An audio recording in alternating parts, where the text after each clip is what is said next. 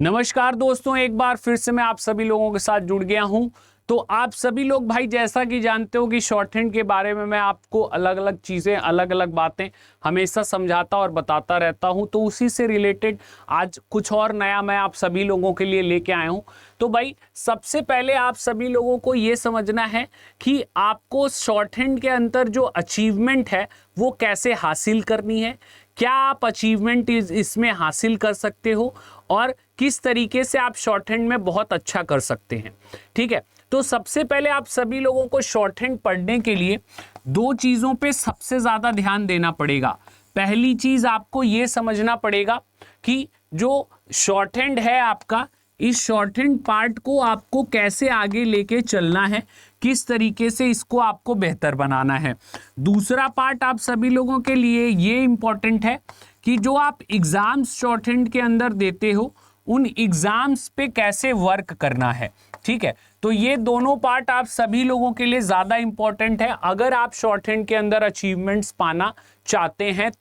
तो सबसे पहले पार्ट के ऊपर अगर हम फोकस करें कि अगर शॉर्ट हैंड आपको कहा जाए कि किस तरीके से आपको शॉर्ट हैंड को आगे लेके चलना है, तो उसके लिए सभी लोग एक बात बहुत ध्यान से समझ लें कि भाई अगर आपको शॉर्ट हैंड आगे तक करनी है, अगर आप सभी लोगों को लगता है कि भाई जो भी अपकमिंग एग्जाम आएगा उसमें हम लोग शॉर्ट हैंड के द्वारा अच्छा कर पाएंगे, अच्छे से एग्जाम को दे पाएंगे, तो उसके लिए आप सभी लोगों को शॉर्ट हैंड को लॉन्ग टर्म तक करना पड़ेगा। ये आपको लॉन्ग टर्म तक करना पड़ेगा। जैसे मेरे पास बहुत सारे ऐसे एग्जाम्पल्स हैं जो स्टूडेंट्स कहते हैं कि सर हमने 2 मंथ करा था फिर छोड़ दिया, फिर हमने ज्वाइन करा फिर हमने छोड़ दिया। तो इस तरीके से बहुत सारे एग्जाम्पल्स हमारे पास आते हैं जो कि शॉर्ट हैंड के अंदर कंटिन्यूटी नहीं रख सकते, और जब कंटिन्यूटी आप नहीं रखोगे तो सिंपल सी बात है भाई, सक्सेसफुल भी आप नहीं हो पाओगे। तो यहाँ पे आप सभी लोगों को शॉर्ट हैंड के अंदर अगर आपको सक्सेसफुल होना है तो आपको लंबे समय तक शॉर्ट हैंड के साथ बने रहना पड़ेगा। दूसरा पार्ट आप सभी लोगों को अगर शॉर्ट हैंड के अंदर अच्छे से अच्छा स्कोरिंग करना है, अच्छे से अच्छे आप सभी लोगों को जो है शॉर्ट हैंड के एग्जाम को पास करना है, तो उसके लिए आप सभी लोगों को डिफरेंट एरिया ऑफ प्रैक्टिस की आदत डालनी पड़ेगी। डिफरेंट एरियाज ऑफ प्रैक्टिस आप सभी लोगों के लिए बहुत ज़्यादा इंपॉर्टेंट है। तो डिफरेंट एरियाज ऑफ प्रैक्टिस की आप सभी लोगों को आदत डालनी पड़ेगी। आपको ये समझना पड़ेगा कि भाई अलग अलग जगह से अलग अलग क्राइटेरिया से आपको प्रैक्टिस करना है। कई बार मैंने स्टूडेंट्स को देखा है कि वो एक ही मैटर जो है वो लिखने के आदती हो जाते हैं और उनको उसके अलावा अगर कोई और मैटर बोलिए तो वो कहते हैं सर ये तो हमें समझ ही नहीं आ रहा। तो ये चीज़ आप सभी लोगों को जो है शॉर्ट हैंड के अंदर इम्प्रूव करनी पड़ेगी कि भाई जो आपका जो है दायरा है उसको आप सीमित मत करिए। कभी भी अगर आप अपने दायरे को सीमित कर देते हैं तो वहाँ पे आप सभी लोगों का क्या होता है, वहाँ पे आप सभी लोगों का ग्रोथ, डेवलपमेंट रुक जाता है। तो आपको हमेशा अपने दायरे को एक्सपांड करके चलना है कि भाई हम लीगल डिक्टेशन भी लिखेंगे, हम मिनिस्ट्रियल डिक्टेशन भी लिखेंगे, हम प्रेसिडेंशियल स्पीच भी लिखेंगे, हम अलग अलग एडिटोरियल्स भी लिखेंगे। तो आप अपने दायरे को बढ़ाइए, एक्सपांड करिए। जितना ज़्यादा वर्ड्स आपके दिमाग में जाएंगे डिक्टेशन लिखते टाइम उतना ही आपको बेनिफिट होगा, उतने ही आपको नए वर्ड्स बनाने के लिए जो है बहुत ज़्यादा नए वर्ड्स के अंदर आप सभी लोगों को फ़ायदा मिलेगा। तो ये सारी चीज़ें आपको ध्यान रखनी है कि जब भी आप डिक्टेशन लिखेंगे तो ये सारी चीज़ें आप सभी लोगों को हेल्प करेंगी। ठीक है भाई, तो इसमें पहला पार्ट तो मैंने आपको समझा दिया कि शॉर्ट हैंड के अंदर बने रहने के लिए आप सभी लोगों को लॉन्ग टर्म इसके साथ जुड़ना है। दूसरा पार्ट डिफरेंट एरियाज से प्रैक्टिस करना है।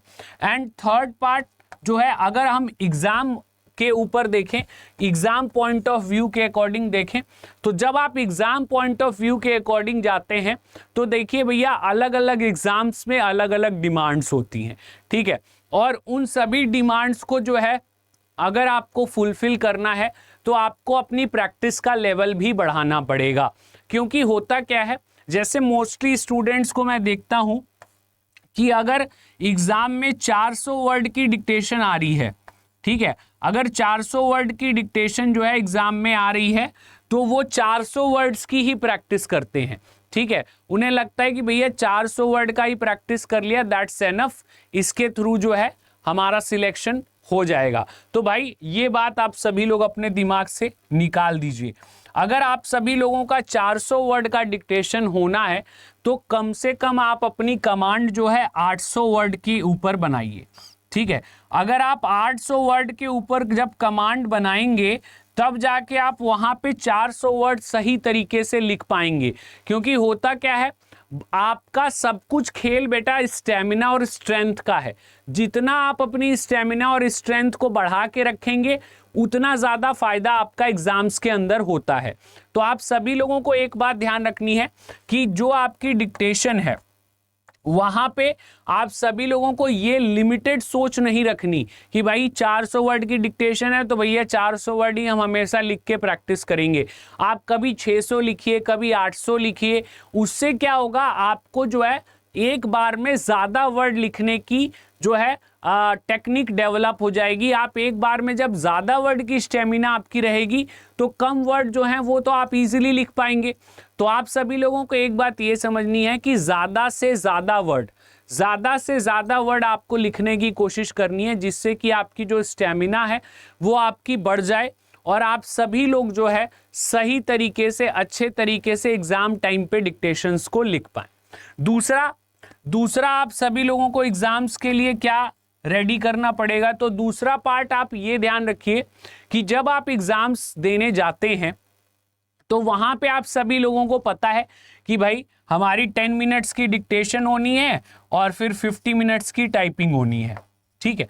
तो अब आपका क्या यहाँ पे गोल रहता है कि भाई हम 50 मिनट में कैसे भी टाइपिंग कर लें, ठीक है। 50 मिनट में कैसे भी हम अपने वर्ड्स जो हमने स्टेनो में लिखे हैं उसको हम ट्रांसक्राइब कर लें। बट ये चीज़ भी आपको इम्प्रूव करनी पड़ेगी। अगर आपको 50 मिनट ट्रांसक्राइब करना है, 50 मिनट में पूरी डिक्टेशन ट्रांसक्राइब करनी है, तो कोशिश करिए कि ये आपकी 30 मिनट्स में हो, ठीक है। कोशिश करिए कि ये आपकी 30 मिनट्स में हो, क्योंकि अगर आप जो है घर पे 50 मिनट में करेंगे तो भाई घर पे तो आपका अपना सिस्टम है, सब कुछ आप जान रहे हो, उस पर आपकी ऑलरेडी प्रैक्टिस है, ठीक है। तो अगर वो चीज़ आप जब एग्ज़ाम में जाके करते हैं तो वहाँ पे अंतर क्या आ जाएगा, वहाँ पे आपको भाई कीबोर्ड भी जो है आपके हिसाब का नहीं रहेगा, जिस पे आप डेली प्रैक्टिस कर रहे हो वो नहीं मिलेगा, ठीक है। सिस्टम वर्किंग भी जो है वो आपके हिसाब की नहीं रहेगी। तो वहाँ पे वेरियस ऑब्स्टेकल्स होते हैं। जब आप घर में करते हैं वहाँ पे आपको ना कोई साउंड होता है ना कुछ होता है, वहाँ पे आपके साथ और भी बच्चे टाइप कर रहे होंगे, उनके कीबोर्ड के टाइपिंग की भी आवाज़ आप तक आ रही होगी। तो भाई जब आपको एग्ज़ाम में प्रैक्टिस देना, एग्ज़ाम जब आपको देना है तो उससे एक लेवल ऊपर की आपकी तैयारी होनी चाहिए कि भाई एग्ज़ाम का क्राइटेरिया अगर 50 मिनट में टाइप करने का है तो हम क्या कोशिश करें कि हम उस क्राइटेरिया को मीट कर दें। कितने समय में, तो हम उस क्राइटेरिया को 30 मिनट में मीट कर दें, ठीक है। डिक्टेशन फिर जब आपको बोली जाती है तो मैंने देखा है कि बच्चे कहते हैं सर 80 वर्ड पर मिनट तो हमारी स्पीड है, हम आराम से एग्ज़ाम को निकाल लेंगे। लेकिन यहाँ पे भी आपको दिक्कत आती है। यहाँ पे भी आपको दिक्कत ये आएगी कि भाई अगर आप 80 घर पे लिख रहे हैं तो एग्ज़ाम में जाके वो 60 हो जाएगी, क्योंकि वहाँ पे आपको जो मैटर है वो बिल्कुल अनसीन है, कुछ भी आ सकता है। तो अगर वहाँ पे आपको डिक्टेशन लिखना है तो वहाँ पे आपको क्या करना पड़ेगा, वहाँ पे आपको ये देखना पड़ेगा कि भाई 80 की डिक्टेशन है तो हम 100 की प्रैक्टिस करके जाएं, ठीक है।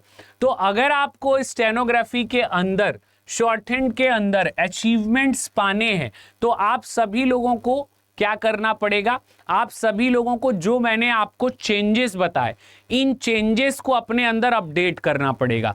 अगर आपने इन चेंजेस को अपने अंदर अपडेट कर लिया तो मान के चलिए स्टेनोग्राफी में आपको कोई दिक्कत नहीं आएगी। तो कभी भी एग्जाम पॉइंट ऑफ व्यू से एक लेवल ऊपर की तैयारी करिए। जैसे मैंने आप सभी लोगों को बता दिया कि भाई डिक्टेशन 80 की लिखनी है, 100 की प्रैक्टिस करके जाइए।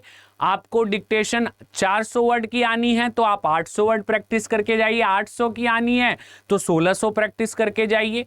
प्लस जो टाइमिंग है टाइपिंग का उसको आप लोग जो है शॉर्ट करने की कोशिश करिए कि भाई अगर हमें 50 मिनट में टाइप करना है एक ट्रांसक्रिप्शन को, तो हम उसको 30 मिनट में लेके आए। ठीक है भाई, तो ये सारी चीजें आप सभी लोग ध्यान से देखिए और समझिए, इसके थ्रू तैयारी करिए। चलिए मिलते हैं अगली बार। नमस्कार, धन्यवाद, जय हिंद।